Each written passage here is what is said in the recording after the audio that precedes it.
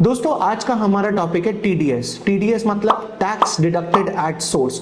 आज के इस वीडियो में ना मैं आपको टीडीएस के बहुत बेसिक लेवल से बताने वाला हूं। सबसे पहले ये कि टीडीएस क्या होता है और फिर मैं आपके सारे क्वेश्चंस के आंसर दूंगा कि कौन टीडीएस काटता है, किसको टीडीएस काटना जरूरी है, किसका टीडीएस कटता है, किस रेट पे टीडीएस कटना चाहिए, अगर आपका टीडीएस कटा है तो आपको रिफंड कैसे मिलेगा। ये सब बातें आज की इस वीडियो में हम डिस्कस करने वाले हैं।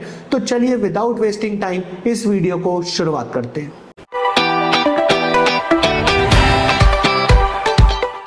नमस्कार दोस्तों, मैं सी रोहित सेठी इस वीडियो में आपका स्वागत करता हूं। दोस्तों सबसे पहले ना मैं आपके बहुत बेसिक क्वेश्चन का आंसर देना चाहता हूं और वो क्वेश्चन है कि टीडीएस होता क्या है। अगर मैं आपको ये आंसर करूं कि टीडीएस क्या होता है तो टीडीएस होता है tax deducted at source. Basically tax deducted at source जो है ना वो गवर्नमेंट का एक मोड है टैक्स को कलेक्ट करने का। कहां पर? सोर्स पे। नहीं समझ आया? मैं आपको क्लियर करके बताता हूं। लेट्स से एक कंपनी है एबीसी और इस कंपनी का एक एम्प्लॉई है मिस्टर एक्स। ठीक है जी। अब एबीसी जो है वो एक्स को सैलरी देती है। एबीसी के लिए वो सैलरी जो है वो एक्सपेंस है, खर्चा है, और एक्स के लिए वो इनकम है, राइट। अब इनकम का जो सोर्स है, इनकम यानी कि सैलरी का सोर्स, एक्स की सैलरी का सोर्स जो है वो है एबीसी। तो सरकार ने क्या करा, इंस्टेड ऑफ कि वो एक्स को पकड़े उन्होंने सीधा किसको पकड़ लिया? एबीसी को, यानी कि सोर्स को पकड़ लिया। और सोर्स को ये बात बोली कि जितना टैक्स मिस्टर एक्स का बनता है ना, आप वो टैक्स उससे काट कर हमें दो। उसीलिए बोला जाता है उसे tax deducted at source. Source मतलब जो सोर्स ऑफ इनकम है और वही टैक्स काटेगा और गवर्नमेंट को डिपॉजिट करवाएगा। बट यहां से अराइज होता हमारा दूसरा क्वेश्चन कि सरकार ने ऐसा क्यों किया? सरकार डायरेक्टली मिस्टर एक्स से क्यों नहीं पैसा ले लेती? दोस्तों टीडीएस को लाने का जो रीजन था ना, वो रीजन ये था कि जैसे कि एबीसी का मैंने आपको एग्जांपल लिया कि एबीसी एक कंपनी है। अब इस कंपनी ने लेट्स से 5 करोड़ रुपए कमाए और इस कंपनी ने 3 करोड़ रुपए सैलरी दे दी, यानी इसका प्रॉफिट कितना हुआ? इनकम कितनी हुई? 2 करोड़। तो ये कंपनी 2 करोड़ के ऊपर 30% का टैक्स पे करेगी। अब कायदे से जो 3 करोड़ रुपए इसने सैलरी पे करी है, तो जितने भी लोगों को सैलरी पे करी है उन सबकी ये क्या है? इनकम है। उन सबको भी अपने अपने इनकम पे क्या देना चाहिए? टैक्स देना चाहिए। लेकिन प्रॉब्लम क्या हुई कि कोई बंदा रिटर्न भरता और कोई बंदा रिटर्न भरता ही नहीं है। इस वजह से टैक्स की चोरी होती थी। तो सरकार ने क्या किया? सरकार ने ये बोला कि जो एम्प्लॉयर है ना, यानी कि जो सैलरी दे रहा है, जो सोर्स है, वो ही लोगों के टैक्स काटेगा, अपने एम्प्लॉइज के टैक्स काटेगा और टैक्स काट के उनको सैलरी देगा, जिससे सरकार को जो पैसा है वो डायरेक्टली एबीसी से मिल जाएगा। अब आपके दिमाग में ये आ रहा होगा कि अगर एबीसी टैक्स ना काटे तो क्या होगा? तो सरकार ने ये बोला कि अगर एबीसी ने इस 3 करोड़ की सैलरी पर टैक्स नहीं काटा ना, तो उसको ये 3 करोड़ माइनस करना अलाउड नहीं है, यानी डिसअलाउ हो जाएगा। इसका मतलब एबीसी को अब पूरे 5 करोड़ के ऊपर टैक्स देना पड़ जाएगा। इसीलिए एबीसी जो कंपनी है, जो सोर्स है, वो इस बात का खास ख्याल रखती है कि जिस भी बंदे को वो इनकम पे कर रही है वो उसका टीडीएस जरूर काटे। अब यहां से अराइज होता है हमारा नेक्स्ट क्वेश्चन। अब देखो दोस्तों, कब कब टीडीएस कटना चाहिए, तो उसका एक सिंपल सा आंसर है। और वो सिंपल आंसर क्या है कि अगर आप किसी की इनकम का सोर्स हो, अगर आप किसी और पर्सन की इनकम का सोर्स हो और आप एक थ्रेशोल्ड लिमिट को क्रॉस कर जाते हो, और वो थ्रेशोल्ड लिमिट अलग अलग इनकम के जो सोर्स हैं, जो अलग अलग इनकम के नेचर हैं, उनके लिए अलग अलग थ्रेशोल्ड लिमिट है। बात करेंगे अभी हम उसके बारे में। बट पहले बात ये हो रही है कि कब कब टीडीएस कटना चाहिए। तो अगर आप किसी की इनकम के सोर्स हो तो आपको उसके ऊपर टीडीएस काटना है, अगर वो इनकम टैक्सेबल है। और सिमिलरली अगर आपको ऐसी कोई इनकम मिल रही है किसी और से और वो इनकम टैक्सेबल है, तो आपका भी टीडीएस कटेगा। दोस्तों अब मैं आपके साथ डिस्कस करने वाला हूं ऐसे कुछ सेक्शन जिसके अंदर थ्रेशोल्ड लिमिट भी बता रखी है और ये भी बता रखा है कि कितने % टीडीएस कटेगा। जैसे अगर मैं बात करूं सेक्शन 192 की, तो वो सेक्शन 192 है सैलरीज का। सैलरी के ऊपर जो टीडीएस कटता है ना, वो एक्चुअल कटता है, यानी कि आप कितनी सैलरी पे कर रहे हो, आपको उस हिसाब से टैक्स को कैलकुलेट करना पड़ता है। अगर आप ये सोच के चलिए कि आप सैलरी आपको मिल रही है, तो आपकी कंपनी आपकी सैलरी पर टैक्स कैलकुलेट करेगी एक्चुअल टैक्स स्लैब रेट के हिसाब से, और उसके बाद वो आपका टीडीएस डिडक्ट करेगी।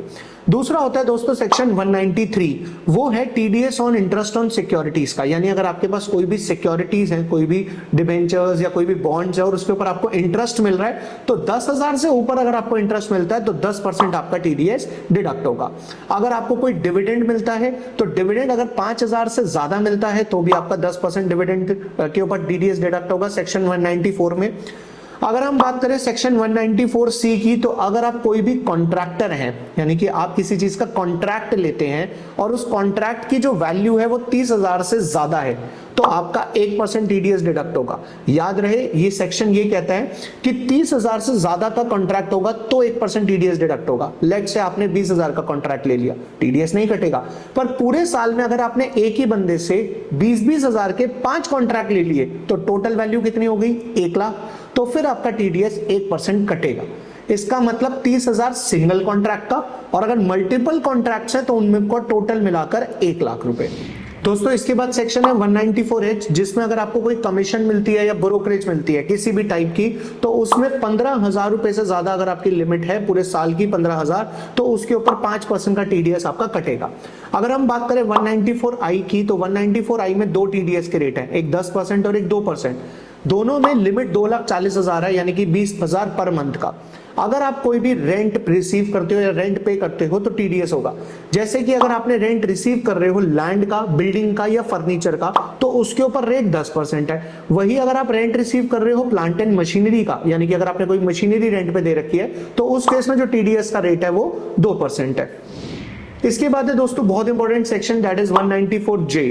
अगर आप कोई प्रोफेशनल सर्विसेज के अगेंस्ट पैसा रिसीव कर रहे हैं, यानी कि आपने किसी को प्रोफेशनल सर्विस प्रोवाइड करी और उसने आपको प्रोफेशनल फीस दी है, लेट्स से मैं सीए हूं, मैंने किसी को सीए की सर्विस प्रोवाइड करी और उसने मुझे फीस दी, तो जब वो मुझे फीस देगा तो 30,000 रुपए से ज्यादा अगर मैं उससे फीस चार्ज कर रहा हूं तो उसका 10% टीडीएस कटेगा प्रोफेशनल सर्विसेज पे। और वही हम बात करें अगर टेक्निकल सर्विसेज की, तो टेक्निकल सर्विसेज में लिमिट तो 30,000 ही है, बट टीडीएस का रेट 2% है। इसके बाद एक सेक्शन है 194N, वो ये कहता है कि अगर आप आईटीआर फाइल करते हैं और आपने बैंक से विड्रॉ करे हैं 1 करोड़ से ज्यादा का अमाउंट, आपने अपने बैंक अकाउंट से पूरे साल में 1 करोड़ से ज्यादा का अमाउंट विड्रॉ किया है, तो 2% टीडीएस कटेगा। लेकिन अगर आप आईटीआर फाइल नहीं करते और आपने बैंक से विड्रॉ करे 20 लाख से ज्यादा का अमाउंट, तो भी 2% का टीडीएस कटेगा जब जब आप विड्रॉ करोगे। एक और इंपॉर्टेंट सेक्शन है दोस्तों 194B, जैसे कि अगर आप कोई भी प्राइज जीतते हैं गेम शो में, या फिर जैसे अभी ड्रीम 11 बहुत चल रहा है, तो ड्रीम 11 में आप जो भी प्राइज जीतते हैं, अगर वो प्राइस जो है वो एग्रीगेट 10,000 रुपए से ज्यादा है, तो उस केस में आपका टीडीएस कटेगा एट फ्लैट रेट 30%। इसका मतलब अगर आप 1 करोड़ का प्राइस ड्रीम 11 से जीते तो 30 लाख रुपए सरकार जीती है, आप कितने जीते हैं? सिर्फ 70,000 रुपए। दोस्तों इसके बाद एक बात और समझने वाली है कि ये सारे टीडीएस रेट जो हैं ये तब एप्लीकेबल हैं अगर आपके पास पैन कार्ड है और आप अपना पैन कार्ड जिसको भी जो भी आपका टीडीएस काट रहा है आप उसको दिखा देते हो। अगर आपने अपना पैन कार्ड उसे नहीं दिया तो उस केस में जो टीडीएस का रेट है वो हो जाएगा 20%, और जो एप्लीकेबल रेट है विच एवर इज हायर। इसका क्या मतलब हुआ? लेट्स से मैं सीए हूं, किसी को प्रोफेशनल सर्विसेज दे रहा हूं, तो मेरा टीडीएस कितना कटना चाहिए? 10%। लेकिन अगर मैं पैन नहीं दूंगा तो 10 और 20 विच एवर इज हायर, मतलब 20 कटेगा। लेकिन अगर मैं बात करूं ड्रीम 11 के बारे में, तो ड्रीम 11 पे टीडीएस का रेट है 30%, और अगर मैं पैन नहीं देता तो कितना कटेगा? 20 नहीं, 30 और 20 विच एवर इज हायर, यानी इस बार कितना कटेगा? एग्जैक्ट पूरा 30%। दोस्तों एक बहुत इंपॉर्टेंट सेक्शन है दैट इज 194IA। अगर आप कोई भी इमूवेबल प्रॉपर्टी परचेस करते हो जिसकी वैल्यू 50 लाख से ज्यादा है, आप परचेस कर रहे हो, आप बायर हो, यानी आप पैसा दोगे, आप सोर्स हो, दैट मींस आप टीडीएस डिडक्ट करोगे।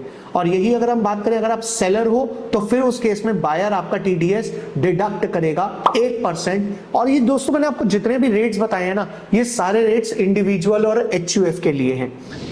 दोस्तों अब आते हैं हम इस वीडियो के सबसे इंपॉर्टेंट पार्ट पे, और वो पार्ट क्या है? वो पार्ट ये है कि अगर मेरा टीडीएस कट गया और मेरी इनकम जो है उस पर टैक्स नहीं बनता है, या बनता है बट उतना नहीं बनता जितना टीडीएस कट गया, तो मुझे मेरा टैक्स वापस कैसे मिलेगा? ये एक बहुत इंपॉर्टेंट क्वेश्चन है जो लोगों के माइंड में आता है, और इसका आंसर मैं आपको बिल्कुल अच्छे से एक्सप्लेन करके बिल्कुल आराम से समझाऊंगा। लेकिन उसके लिए पहले आपको ये चैनल सब्सक्राइब करना पड़ेगा और अपने सभी फ्रेंड से इस वीडियो को शेयर करना पड़ेगा। चलिए अब मैं आंसर देता हूं कि आपको आपके टीडीएस का रिफंड कैसे मिलेगा। फॉर एग्जाम्पल मैंने किसी को 2 लाख रुपए की सर्विसेज प्रोवाइड करी as a started accountant, right, पूरे साल में लेट्स से सिर्फ 2 लाख रुपए। अब जैसे ही मैंने एक बंदे को 2 लाख की सर्विस प्रोवाइड करी, उसने मेरा 10% टीडीएस काट लिया, 20,000 रुपए। 10% क्यों काटा? क्योंकि मैंने उसे पैन दिखाया था अपना। अगर मैं उसे पैन ना दिखाता तो वो 20% काटता, लेकिन मैंने उसे पैन शो किया तो उसने मेरा 10% टीडीएस काटा, दैट इज 20,000 रुपीज। अब वो 20,000 रुपए का जो मेरा उसने टीडीएस काटा, वो गवर्नमेंट को डिपॉजिट करवाएगा और एक टीडीएस की रिटर्न भरेगा, और उस टीडीएस के रिटर्न में वो मेरा पैन फर्निश करेगा, यानी सरकार को बता देगा कि मैंने इस पैन नंबर का टीडीएस काटा है, यानी जिस बंदे के पास ये पैन है मैंने उसका टीडीएस काटा है। जैसे ही वो मेरा टीडीएस काट के रिटर्न भर देगा ना, मेरे 26AS फॉर्म 26AS में रिफ्लेक्ट कर जाएगा कि मेरा टीडीएस कटा है और इतना कटा है और किस रीजन से कटा है, राइट। अब मैं क्या करूंगा, साल के एंड होने का वेट करूंगा। साल का एंड होने के बाद मैं अपनी रिटर्न फाइल करूंगा, अपनी आईटीआर फाइल करूंगा, और उस इनकम टैक्स रिटर्न में मैं ये दिखाऊंगा कि पूरे साल में मुझे 2 लाख रुपए की इनकम हुई है, जिसके ऊपर कोई टैक्स नहीं बनता, पर फिर भी मेरा 20,000 रुपए का टैक्स कटा हुआ है। तो मैं उसमें रिफंड क्लेम करूंगा आईटीआर फाइल करते टाइम। याद रहे, आईटीआर में अगर आप रिफंड क्लेम करना चाहते हो तो आपको आईटीआर टाइमली भरनी पड़ेगी। अगर आप आईटीआर डिले करके भरोगे तो आपको रिफंड नहीं मिलेगा। जैसे ही आप आईटीआर फाइल करोगे, आपकी रिटर्न प्रोसेस होगी, और प्रोसेस होने के बाद आपको 143(1) सेक्शन के अंदर एक इंटीमेशन आएगी। उस इंटीमेशन में ये लिखा होगा कि आपका रिफंड अगर एक्सेप्ट हो गया है तो कितना एक्सेप्ट हुआ है, अगर पूरा एक्सेप्ट हो गया तो पूरा।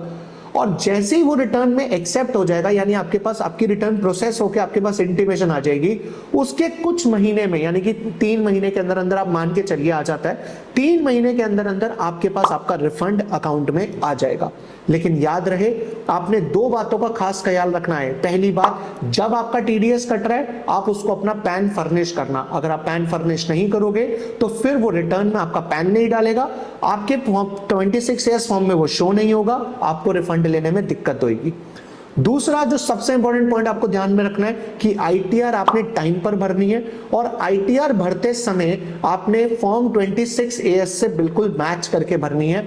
तीसरी बात आपको ध्यान में क्या रखनी है कि जो बैंक अकाउंट आप रिफंड के लिए डालेंगे वो बैंक अकाउंट आपका वैलिडेट होना चाहिए, यानी कि वो बैंक अकाउंट आपका एक्टिव होना चाहिए। अगर वो एक्टिव नहीं है तो आपका रिफंड नहीं आ पाएगा। दोस्तों, मैं आशा करता हूं कि टीडीएस से रिलेटेड मैंने आपके बेसिक से लेकर लास्ट तक सारे डाउट्स क्लियर कर दिए हैं, लेकिन जो सेक्शंस मैंने आपसे डिस्कस करे हैं ना, वो सब इंपॉर्टेंट सेक्शंस थे। अगर आपके पास कोई ऐसा सेक्शन है जो आप चाहते हो मैं आपसे डिस्कस करूं, तो आप कमेंट सेक्शन में कमेंट करके बताइए। मिलते हैं दोस्तों नेक्स्ट वीडियो में। आज के लिए इतना ही। चैनल को सब्सक्राइब करना मत भूलिएगा, लाइक करें, कमेंट करें। Bye bye, take care.